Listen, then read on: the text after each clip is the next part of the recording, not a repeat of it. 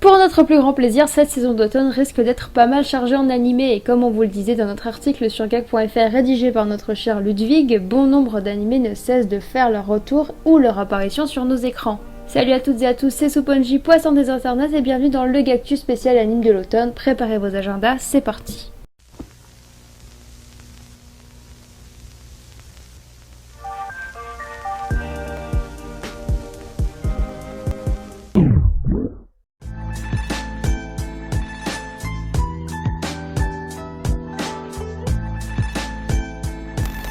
C'est bien évidemment My Hero Academia qui ouvre le bal avec sa tant attendue saison 4, anime connu de tous et qu'on ne présente plus, mais un bref résumé s'impose pour les quelques retardataires. My Hero Academia, ça se déroule dans un monde où il y a 80% de la population qui possède des super pouvoirs qu'on appelle des alters, mais il y a une minorité dont fait partie notre protagoniste Izuku Midoriya qui ne possède pas de pouvoir. Et qui dit super-héros dit forcément super vilain et c'est ainsi que Midoriya va devoir affronter plus d'un antagoniste, tous avec des pouvoirs aussi uniques et badass les uns que les autres qu'on se le dise. C'est donc début octobre qu'on retrouvera nos héros avec une nouvelle saison apparaître sur ADN et on en a déjà l'eau à la bouche.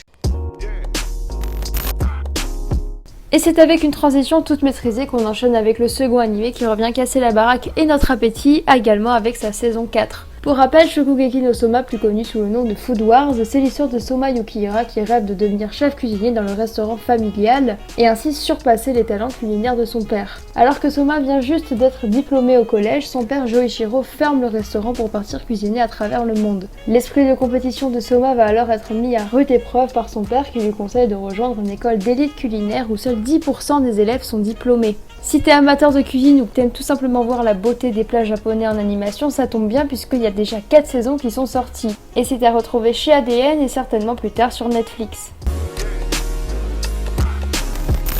On vous en avait parlé il y a de ça un petit mois sur la chaîne, le shonen en rivalité directe avec My Hero Academia revient et il sort les crocs. Meliodas et toute la clique reviennent le 11 octobre au Japon pour une saison 3 avec une nouvelle intrigue, l'arc de la guerre sainte, qui d'après les lecteurs du manga / des scans, se promet d'être épique et pleine de rebondissements. Alors on croise les doigts et perso je vais suivre ça de très près et à noter que la saison sera certainement dispo sur Netflix, au vu de la disponibilité des 2 premières saisons sur cette plateforme de streaming, car oui, les 4 épisodes spéciaux ne font pas office de saison 2, alors restez connectés, on en parlera certainement très prochainement sur GAC. Probablement un des animés qui me botte le plus pour cette saison parce que j'adore cette ambiance psychologique et réfléchie qui se dégage de Psycho-Pass. Petit update concernant cette saison 3, le teaser est tombé dans la nuit du 27 et normalement ça sortirait le 23 octobre. On commence doucement avec un petit shoujo centré autour du voyage temporel, une œuvre qui peut s'avérer intéressante par ses sujets traités à la frontière entre romance et science-fiction. L'anime, ou plutôt le film, est un spin-off du film Hello World de Tomohiko Ito, réalisateur très connu puisqu'il est à l'origine de la réalisation des 2 saisons de Sword Art Online, ainsi que du film Sword Art Online, Ordinal Scale, ou encore le storyboard de Death Note. Oui, Death Note.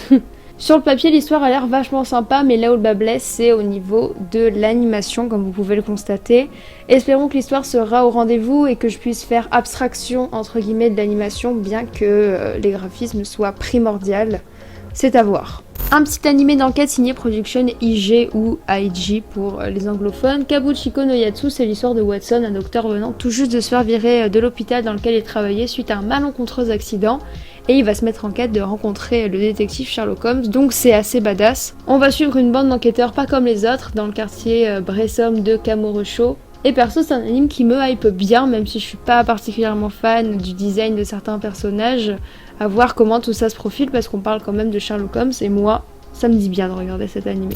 On poursuit avec le manga de sport de cet automne, un anime qui parlera de basket et on le prénomme successeur légitime de Slam Dunk. Basé du manga du même nom, Airo no Sora du mangaka Takeshi Hinata nous conte l'histoire de Sora, un passionné du basket complexé par sa petite taille, et lorsqu'il entre en seconde, il décide d'intégrer l'équipe du lycée mais découvre vite que le club est le repère des pires voyous de l'école et qu'ils n'ont aucune intention de s'entraîner. L'enthousiasme sans limite du jeune homme pour le basket, déterminé à prouver que son talent dépasse son physique chétif, lui crée autant d'amis que des et demi. C'est très clairement l'anime qui nous motivera à garder le summer body qu'on a mis des mois à préparer avant l'été et c'est un bon shonen qui s'annonce être pas mal donc c'est une affaire à suivre. Le célèbre manga revient en animé dans une version qui devrait englober l'entièreté du manga, à savoir que l'anime avait déjà eu une adaptation animée datant de 2008 et pour ceux qui découvriraient l'œuvre parce qu'elle est assez ancienne, voici un petit synopsis. À l'ère Edo, en 1770, Manji, le samouraï immortel, poursuit sa quête de tuer 1000 scélérats pour racheter ses crimes passés.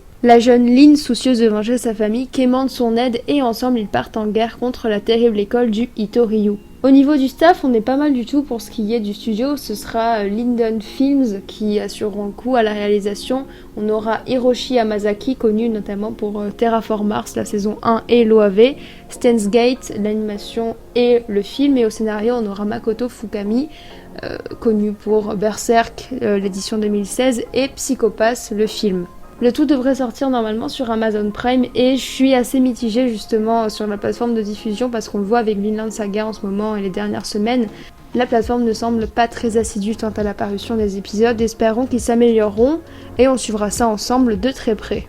Voilà ce qui conclut la vidéo, alors il y a plein d'autres animés qui vont sortir, mais tout ça, ça se passe sur notre site gag.fr. N'hésite pas à nous faire ton top 3 des animes de l'automne que tu attends, et lesquels parmi ceux qui vont faire leur première apparition sur nos écrans te hype le plus. Pour en savoir plus, justement ça se passe sur le site et tu peux retrouver tous les réseaux de gag en description. C'était Suponji et à bientôt dans les eaux troubles d'internet.